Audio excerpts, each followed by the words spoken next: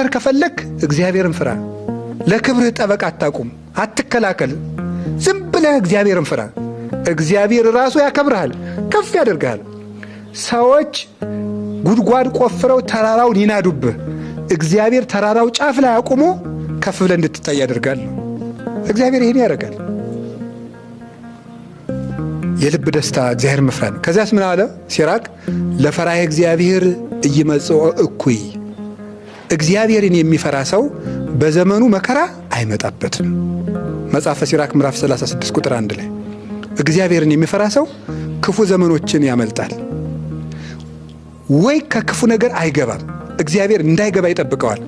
ካልሆነስ የመጣበት ክፉ ነገር እንዳይጎዳው ያደርጋል። የአክሊል መቀበያ እንዲሆንለት ያደርጋል። ለምሳሌ ቅዱስ ጊዮርጊስ በመንኮራኩር ተፈጭቷል። እግዚአብሔርን ስላልፈራ ነው ክፉ ነገር የመጣበት ልንል ነው? አይደለም። እግዚአብሔርን የሚፈራ ሰው የማይጠቅመው መከራ አይመጣበትም። የመጣለት መከራም ካለ ለምን ይሆነዋል? ለዘውድ ይሆነዋል።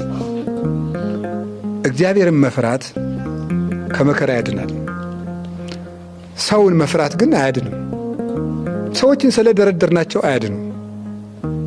አይ ዘመዶቼ፣ ሰው ከደከመው ይደክማል። የማይደክም እግዚአብሔር ብቻ ነው። እግዚአብሔርን ዝም ብለን እንፍራ። ከሚታይም ከማይታይም ነገር ያድነናል። እሱ ቸር ነው። ሌላስ የመጨረሻዬ ነው። እግዚአብሔርን መፍራት ለፈራዬ እግዚአብሔር ይሴኒ ዳህሪቱ። እግዚአብሔርን የሚፈራ ሰው መጨረሻው ያምራል። ወይ ትባረክ አመ ዕለተ ሞቱ፣ በሞተም ጊዜ ይመሰገናል።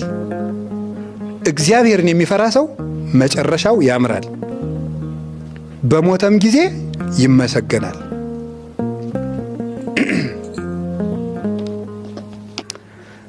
እንደ ኢዮብ ይላል ተርጓሚያችን፣ እንደ ዳዊት ይላል። ኢዮብ እንደምታውቁት ነው። መጀመሪያ ምኑ አለቀበት? ሀብቱ።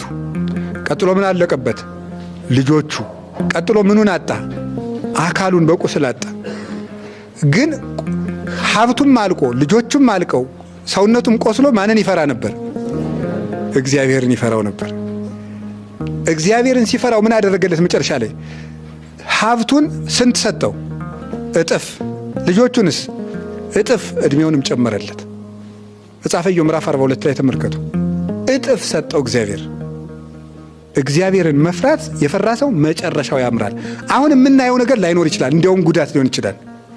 እግዚአብሔርን በመፍራት ብንቀጥል ግን ያጣነው ነገር ሁሉ እጥፍ ነው ይመጣል። ዳዊት መጨረሻው አማረ ይላል። ይትባረክ እግዚአብሔር አምላከ እስራኤል ዘወሃበ ለገብሩ ዘርአ ዲበ መንበሬ እንዘ ይርኤያ አዕይንቴ። ነቢዩ ዳዊት በሸመገለ ጊዜ ሞቱ ሲቀርብ ዓይኑን ባይቱን አይቶ ልጁን አነገሰ። ዓይኔን ባይኔ ያሳይቶ ያነገሰልኝ ያለ ዘር ያላስቀረኝ የእስራኤል አምላክ ይክበር ይመስገን። እግዚአብሔርን ብሎ ባለቀሰበት ዓይኖቹ ልጁን በዙፋን ላይ አይቶ ሞተ። እግዚአብሔርን የሚፈራ ሰው ዓይኑ ደግ ነገር አይቶ ይሞታል። ዓይናችን ክፉ ሳያሳይ ይግደለን መድኃኔዓለም። እግዚአብሔርን መፍራት መጨረሻችንን ያሳምራል።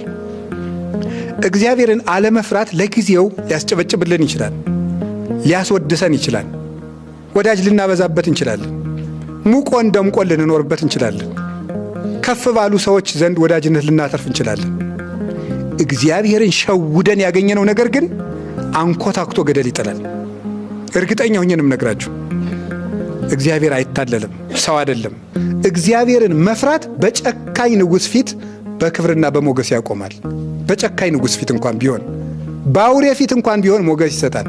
እግዚአብሔርን መፍራት በአውሬ ፊት እንኳን ቢሆን። የልብ ደስታ ከየት ይገኛል ንገሩኝ? እግዚአብሔርን ከመፍራት ይገኛል።